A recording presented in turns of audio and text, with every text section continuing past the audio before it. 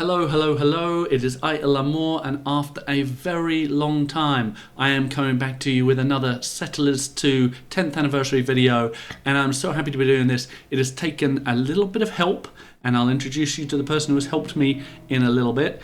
But you will remember that in our Focus on the Settlers video, there were a few things that we couldn't figure out, very few things. One of them was stone roads. But with help, we have managed to figure out why this dirt road will convert to a stone road right now. And it has taken a lot to get here, my friends. In fact, the last time I looked at this, this was my response. I am upset because I cannot figure this out. This video is an admission of defeat.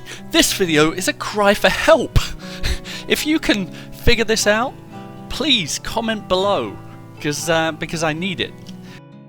And then along came my saviour, Reisenpilz, and this is his YouTube video, YouTube channel here, which I will link to in the comments below.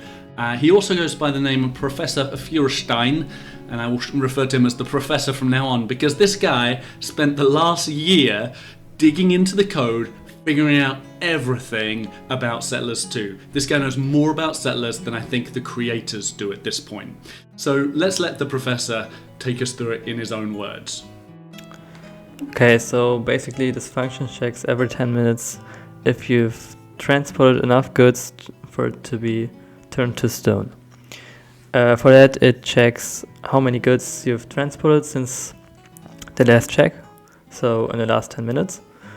And multiplies that by the length of the road. Then it adds the last score which was calculated, and multiplies all of that by 0.5, so it halves it. If the score that's calculated is greater than 130, then it turns it to stone. Okay, so that's how it works. That's how the Professor has figured this out. And as we had thought in our last video, it does come down to a combination of time, goods transported, and the length of the road. But let's just work out how that happens in real life. So you build your road, and it checks right at the beginning what the length of the road is, and that length actually takes into account the elevation change. So a steeper road can be up to 2.5 times as much as just a flat road. So it does depend on elevation as well, but our road here is perfectly flat, so this would count as a road length of 2. It also tracks the number of ticks, and it will check every 10 minutes based on the number of ticks. You get 10 ticks every second, so 10 seconds from now the number of ticks is going to be 100. In 10 minutes that tick count is going to be 6,000. And it also checks the number of goods transported since the last check, since it wanted to figure out if it was stone or not. And an interesting thing about the number of goods transported, it starts at 0, but if you've got a 2-segment road, every piece of stone or every piece of wood counts for each segment. So it would be, one piece of stone would count for 2 goods transported along this road because it's gone through 2 segments. It also tracks, is this made of stone? Obviously no, it's not, it's still dirt. And is it a waterway? Because you can't turn waterways to stone. So you've got, at the beginning, length 2, goods transported 0, ticks into creation 0. And then you start transporting some goods, and I've put the storehouse here and transported 66 goods along this road. The length is 2, and both the length and the kind of distance is 2. So it's got 2 segments, it's a length of 2, even with elevation changes.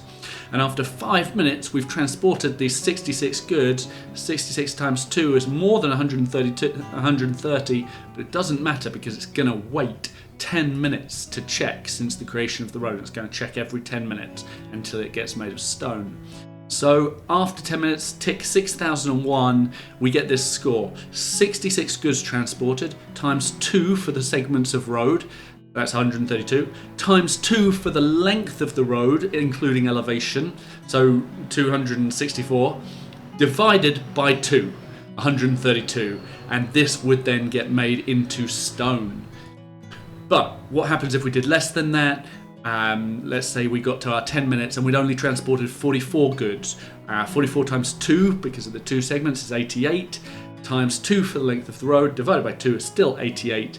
So it says, no, we're not going to change to stone, but it does record our last score as 88, and it's going to take that into account for the next time. So then we travel on, it goes, right, goods transported is now 0 again, we're going to start again, and then we do another 10 minutes. We get to 12,001 ticks, and the goods transported is again 44 since the last check, so in the last 10 minutes. And so we do a much more complicated sum, which is 44 goods transported in the last 10 minutes, times 2 for the number of segments, which is 88, times 2 for the length of the road, which is 176, and then it pluses the last score, 88, which is 264. And then it will divide that by 2 and do the check, and that's your score, and it's more than 130. So in this case, again, the road would get turned into stone. Why did we try and figure this out? Because stone roads speed up your development. They are important, but you know what? It's been pretty hard. It's shown me really that if you want to do this, it's really going to have to be select cases. And talking with the professor about this, he's a speed runner. So you should go and check out his videos on speed running. There are certain scenarios where actually just moving goods around in order to get stone roads right at the beginning when you're waiting for other things to work might actually work out for you. So we're hoping that this will be able to, cause a leap forward in speed running. Give us a shout if you can think of any other reasons for doing this. We've got a couple of other really deep dive videos coming, so stick with the channel, subscribe if you haven't already, go check out Professor Feuerstein, he's in the comments below. Thank you very much for watching, I hope you have a lovely day. See you next time.